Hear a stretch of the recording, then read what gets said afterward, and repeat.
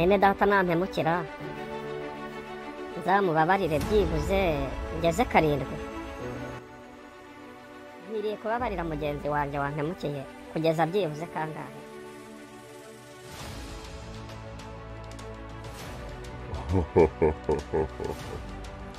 Karindwi ntigahagije,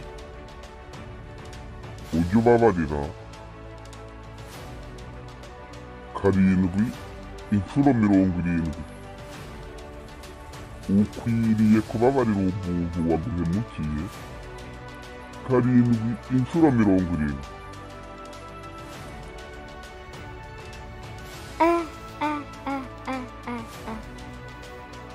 ko numva bitoroshye.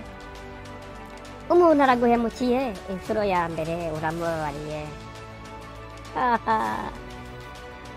ugakomeza ukamubabarira inshuro 7 gukuba 70.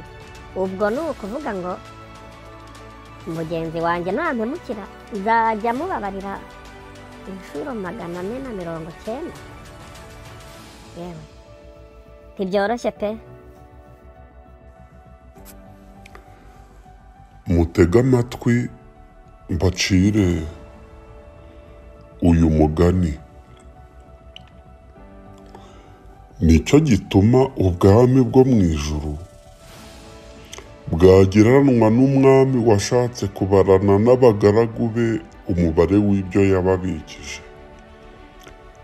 Abanje kubara bamuzanira umwe muri bo yishyuza italanto inzovu. Ariko kuko yari adafite ibyo kwishyura, shebuja ategeka kumugura n'umugore we n'abana be n'ibyo afite byose, ngo umwenda ushire. Umugaragu aramupfukamira aramwinginga ati, mwami nyihanganira nzakwishyura byose. Shebuja aramubabarira aramureka amuharira umwenda.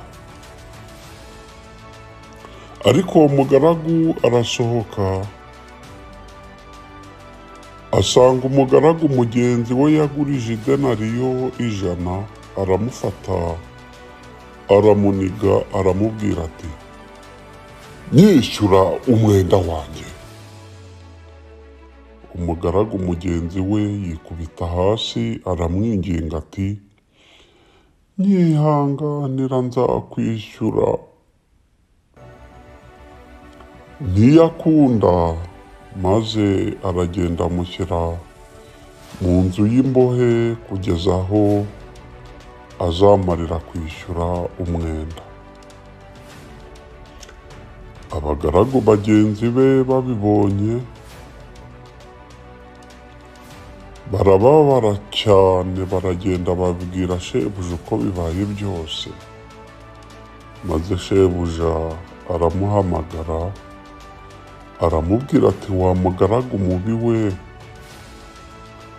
naguhariye wa mwenda wose kuko wanyinginze. Nawe ntiwari ukwiriye kubabarira mugenzi wawe nk'uko nakubabariye? Shebuja ararakara amuha abasirikari kugeza aho azamarira kwishyura umwenda wose. Na data wo mu ijuru niko azabagira nimutababarira umuntu wese mwene so mubikuye ku mutima.